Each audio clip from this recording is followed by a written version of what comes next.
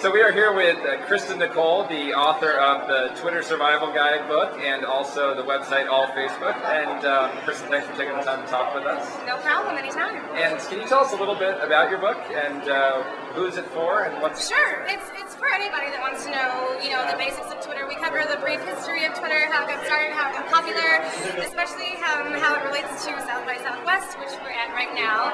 So that's kind of cool. It's kind of a little bit of nostalgia and all that good stuff. And so it also covers the basics of how you can use Twitter, whether it's for personal or business use, marketing, and if you need to know how to get your profile started. So let's talk about that for a minute. So on the personal side, number one tip to think about when you're using Twitter, if you're the first time user getting on there.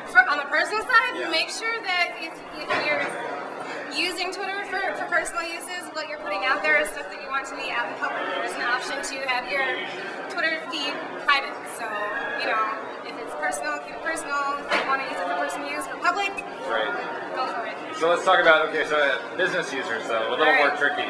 So if you're representing a brand or if you're just a person at a company, what are some things to consider when you're out there talking about your brand? I think right now, especially with Twitter getting as popular as it is, you need to make sure that the brand that you're representing is interacting with other Twitter users in a good way. So not too spammy.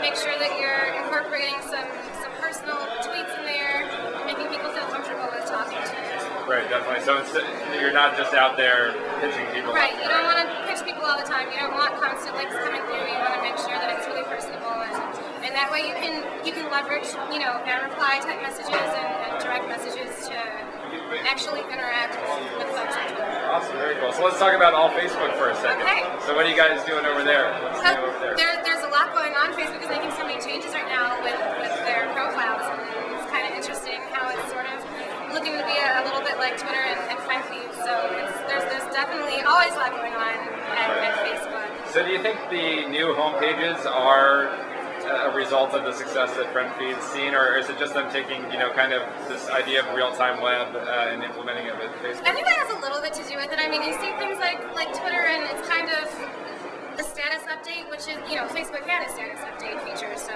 Twitter was kind of like an isolated feature that Facebook already had, and friend feed, a little bit of the same thing, incorporating all these different aspects of your web activity and aggregating them and allowing you to share them with your friends in centralized locations. So in that sense, Facebook is kind of taking cues from the people that have succeeded in taking cues from Facebook. On another hand, it's kind of what we expected from Facebook when the news feeds first came out. Zuckerberg kind of indicated that this was going to be a very central feature to what his plans were regarding Facebook for an extended period of time. So it's just one of those things where you might not know exactly what they're going to do with the news feeds, but there's always going to be something going on with the news feeds. It's becoming far more integral to the overall Facebook experience than most users would have expected. So. Very cool. Excellent. Well, you've been covering the social media space for a long time. Where can people find you online? The best way to learn about the book and what you're doing? Right. Well, my personal blog is at KristenNicole.com, and all the links for all the other places I contribute to are on there. But I write for allfacebook.com and socialtimes.com. And then the book, you can email me. My email address is on my personal blog, and but you can get the book itself. It's at multisocialmedia.com, and I also contribute to a blog called thefabulicious.com.